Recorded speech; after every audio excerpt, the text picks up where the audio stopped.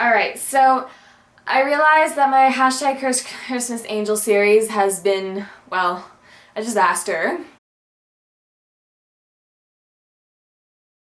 So my explanation for my hashtag Christmas Angel series is, well, the second that vacation hit, it was done.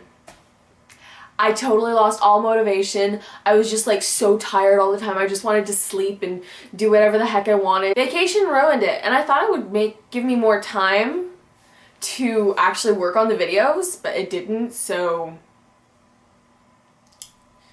yeah.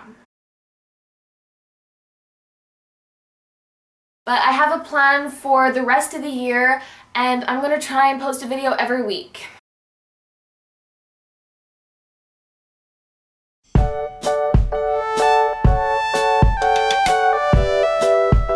Hello YouTube, and welcome to the second episode of my book club. Now you might notice that I'm kind of dressed kind of really gothic, like, come on, choker, purple lipstick, lots of mascara, hair up, black top, yeah.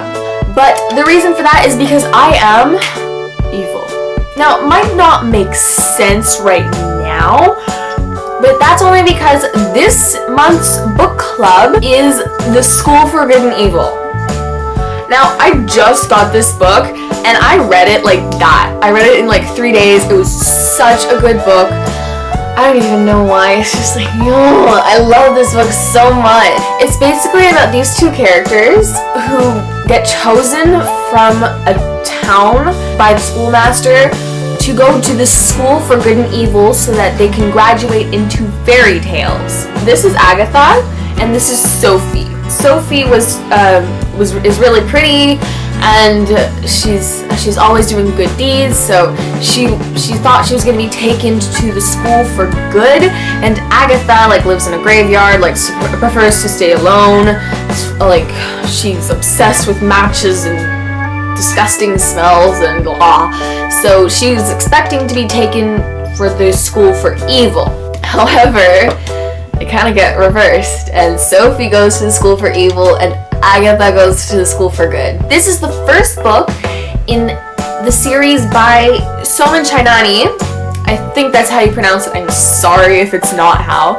There are 3 books in all, and I had no idea until I finished it because it was just like, it ended in a totally unacceptable way. They just disappeared. This book has 30 chapters and 488 pages that you must read, and it's really good. It's such a good book. It's not necessarily a redo of fairy tales, but it's kind of like a redo for fairy tales because it's basically just future fairy tale people put in a school where they learn how to be evil or where they learn how to be good. I get it, it's meant for younger kids, 12, 13-year-olds, but it's still such a good book. It's actually really long for a 12 to 13-year-old, but it's still a really good book. So I'm going to read you the back now. This year, best friends Sophie and Agatha are about to discover where all the lost children go.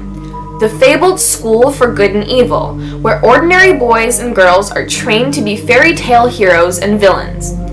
As the most beautiful girl in Gavaldon, Sophie has dreamed of being kidnapped into an enchanted world her whole life.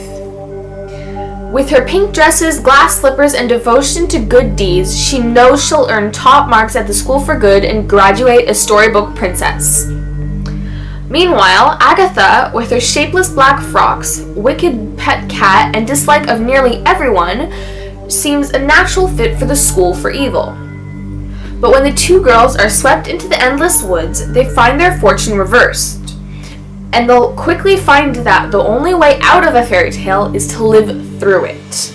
As the book progresses, I could tell that the characters were leaning more towards what the schoolmaster put them in. So Agatha seemed very selfless, and she only cared about getting Sophie and herself back home safely and still friends, while Sophie only cared about how she looked and how she wanted to get to the School for Good ASAP and get her handsome Prince Tedros. I think the only thing I didn't really like about this book was that the girls got into a lot of fights, but at the end of each fight, they made up really quickly. So it's like a lot of fights, a lot of making up. I feel like it's not very realistic to just like go, "You're stealing my prince, I don't like you, stop stealing my boyfriend," type of thing. And then realizing, but I miss you, Agatha, I want you back, really quickly. I really don't feel like that's very realistic. So Tedros the prince does sound pretty hot, but it's kind of like ironic because there are many fights that happen throughout the series. There's Sophie with her roommates. There's like 3 fights within the book. There's Sophie and Agatha, which is like countless fights throughout the book. There's Sophie and Tedros. There's Agatha and Tedros at the very last couple chapters. Jesus, they have like 3 fights in that little thing. Like, "Do you trust me, Tedros?" "Fine, we'll do what you say." "Do you trust me, Agatha?" "Yes, of course, but no. You're doing it all wrong." I know it sounds like I'm saying the book is really bad, but it's really good. Trust me, I love this book so much. I cannot wait to read the next ones. It's just an enchanted world that just drags you in, and it's so good. Trust me, you have to read it, please. Something that's very interesting about the book, it has pictures inside of it, but like only one picture at the beginning of each chapter. Like chapter 1, there's the princess and the witch with that picture.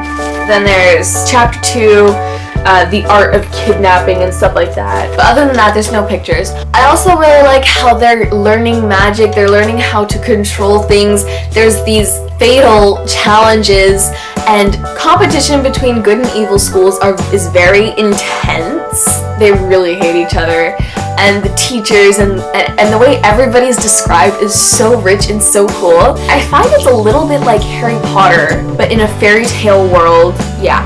I really hope you enjoyed that video, guys. Don't be afraid to be cursed. Don't forget to read this book. And I will see you next month with another book club. Bye!